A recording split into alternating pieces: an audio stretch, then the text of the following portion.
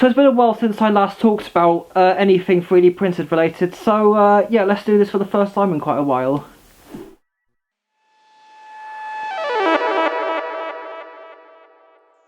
So hey, it's Harry Husky, and I've wanted to talk about something that I've been trying out different quite recently. Now recently I've been on the market for one of those wetsuit hang dryers, for example like this one pictured. Now the reason why I've been after one of these is because of some of the stuff, for example, like I do a bit of costumed character performance every now and then, and to help some of the stuff that I use drying quicker, I ended up being in the market for a wetsuit dryer after hearing a lot of people saying how good they were and saying how much of a necessity something like this really was. Now, I was getting ready to go and buy them because when I did check on these last time, I saw some go for about $69.99, nice.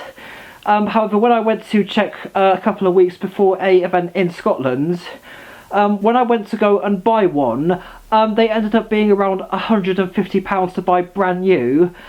Some used, I think, were going for about 120 something pounds, and the most expensive that I could end up finding was one that costed £175, or roughly around that price. Now, at this point, it wasn't the fact that I wasn't going to pay that much, it was the fact that I actually couldn't pay that much, mainly because I didn't realise how expensive they were and I really needed the money for some other things, and I actually wasn't able to fork out that amount of money for something like that. So I decided to come up with a cheaper alternative, and instead I ended up printing and building one of myself. Now I wanted to go on this journey, so I ended up this is the reason why I wanted to make this video, because I wanted to actually talk about how I went about doing this. So basically what I did was I wasn't actually able to design one in time, so I ended up going to the saviour in this case, which was Thingiverse, and this was the name of the user who ended up designing the files for a wetsuit dryer. So I downloaded the files and had a go at printing them myself. Now, the material I've used for this one is ABS, which isn't the most reputable of materials when it comes to 3D printing, but the only reason why I've been able to succeed with something like this is for two reasons. One, because I have a printer with a high temperature print bed. The other reason being is because I do have an enclosure on the printer, and the main reason for this being is because of the ultra base I have on my printer, which helps the material adhere to the bed a lot easier, and it really sticks to it when it's at a high temperature, and when the bed is cooled down, it's able to be loose freely, so you don't have to get a scraper or anything, it just comes off the bed quite easily. So the one thing I could have done was, because I do have two different printers, the biggest one I have is the CR10S5, which has quite a massive print space. Now I could have printed it on that large print space, I could have had all the files laid out, but the problem is it took about, I think it was 5 days for all of the files to print together. Now, although I could have done that, the problem was I wasn't sure if any prints were to go wrong, so I did feel that having all the parts together and having them print in that time space would be very risky if anything does go wrong with the print. So I'm quite thankful that I didn't do that, and I'll explain why I didn't do that. But first off, moving on to the bottom piece. Now originally I was going to print this in black, so I had a go at doing that, and when I checked out the print it just went incredibly wrong. So here you can probably see from some of the layers just where it kind of really fell apart. It was mainly because of something I did, because of the settings I had. I didn't really have that much of a angle for support, so what I decided to do instead was turn the model upside down and print it in green, and just left it alone for a bit to see what happened from there, and the end result was a lot better than the first time. Now the next part was the centerpiece here, which is where the hanger piece goes. Now the plan for this was to print it in white, so here I am doing it as you can see here, and I was printing it, and it seemed to all going so well in the end.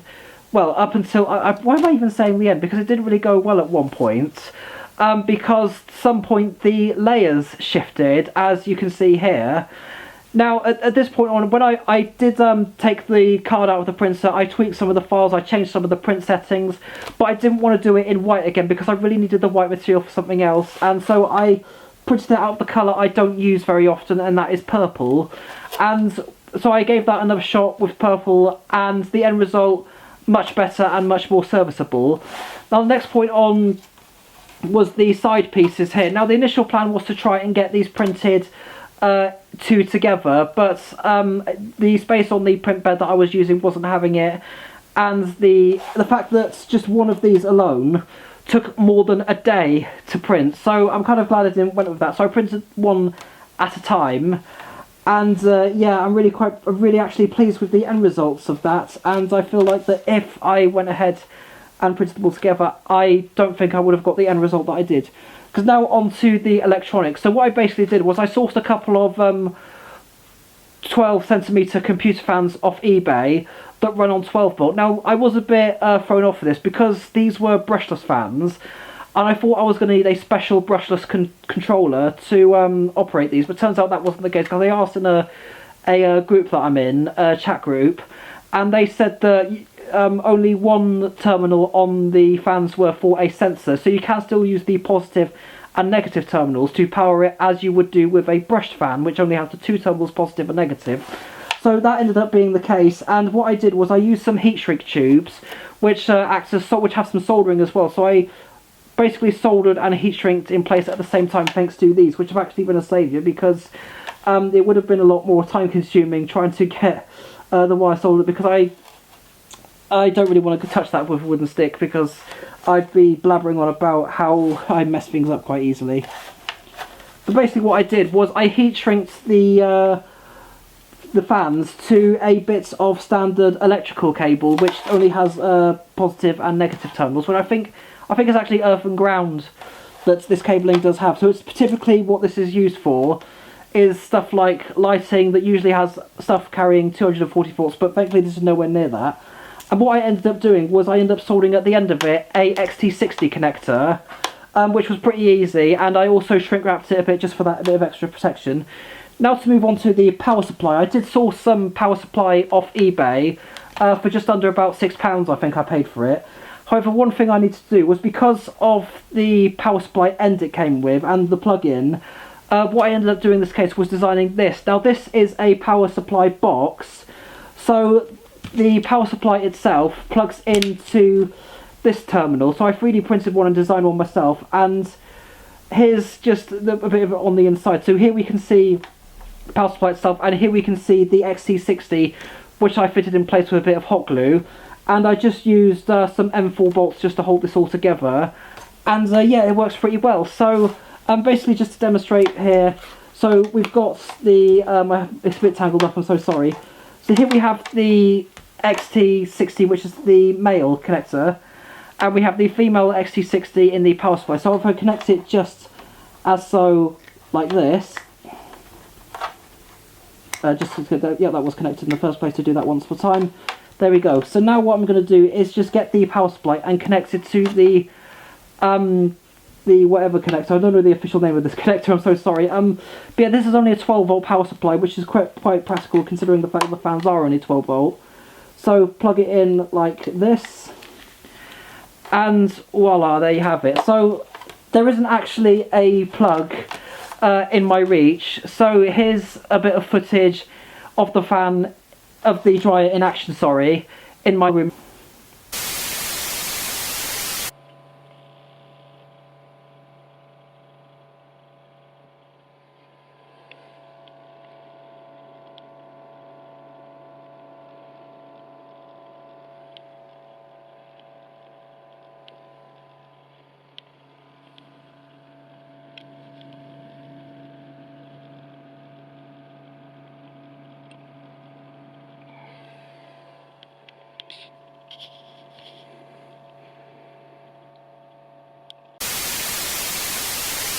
And so that was the 3D printed wetsuit dryer that I've had a go at building myself, and surprisingly it works really well. But given the fact that the fans I'm using are quite powerful, they do have quite a large RPM rating. But yeah, I was feeling the bottom of, let's say for example a wetsuit, I felt the bottom leg, and there was quite a large flow of air still coming out. So because of the design that the Thingiverse user has put into this, it does help give a really nice, good, continuous flow of air, and does allow for a much quicker drying time than just a standalone.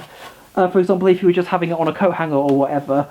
But there were just a few minor issues I did have. For example, The initial plan was to use 4 nylock nuts down this section at the bottom, but because of the spacing inside there, that just wasn't doable. So I ended up getting some M4 nuts with a shorter profile, and yeah, that worked there. The also problem was, I don't know if you can see it very well, but you can just about see the bolts heads sticking out from the top there. One thought I may have a go at doing is maybe adapting this part of the dryer so it is able to contain countersunk nuts, and have them in a way that they don't end up sticking out. But that's only just thankfully mine. Actually, there was one other thing I didn't talk about. Was there was one piece in the photos on the Thingiverse file on the website, and it was this piece, this metal piece. I didn't really know what the actual name of this was for, but I tried Googling and I tried asking various people if they knew what it was, but they didn't have an official name and it was nowhere to be found. So what I decided to do instead was I got a piece of polycarbonate and cut that using tin snips, then folded that in place, drilled through the holes of the polycarbonate, and ended up bolting it onto the...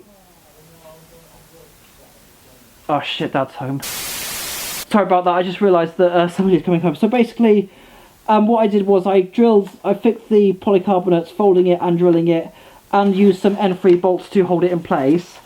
And thankfully we did have a spare hanger piece lying around, but basically what I ended up doing was, because it had a screw thread on the bottom of it, I just basically had a print of copolyester that I've had lying around on my workbench for years, so I just ended up using that.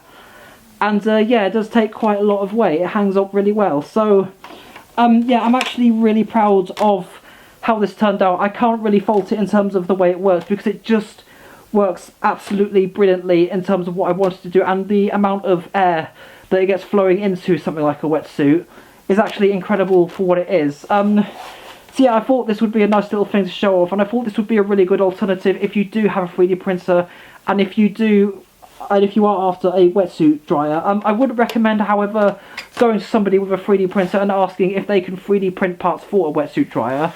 The main reason I say that being is because with the amount of time these pieces cost to print, it would cost a lot of money if you were going to get it 3D printed. Like, you're probably looking at a 3-figure sum, maybe in the range somewhere over £200 if you were to get these pieces printed. And the main reason for that being is because not only the amount of hours, but also the amount of materials they're using. I don't exactly know how much this thing weighs because I haven't actually weighed it yet.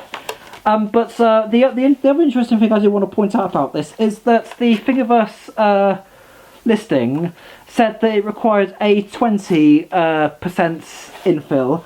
However, for this one I just went for a 100% solid infill, just because of the fact that all of the layers and the walls and all of the bits inside would only be 0.4mm thick, and I didn't really fancy the idea. Even though this is ABS, I just wouldn't fancy my chances, so I ended up going for a 100% infill, so it's something that's more sturdier and a lot more durable if it does get knocked about. And yeah, I'm really glad I went with that decision in the end. So this has been the 3D printed wetsuit dryer, which I will highly recommend if you do have a 3D printer, and if you are in the market for a wetsuit dryer, then I would kind of recommend this as a cheaper alternative. In fact, it might be cheaper to buy something like a Creality Ender 3 and buy some ABS filaments and buy some computer fans. It could nowadays be cheaper just to do that than to actually buy a wetsuit dryer. So all that being said, this has been Harry Husky. Thank you so much for watching, and until the next video, goodbye. Mwah.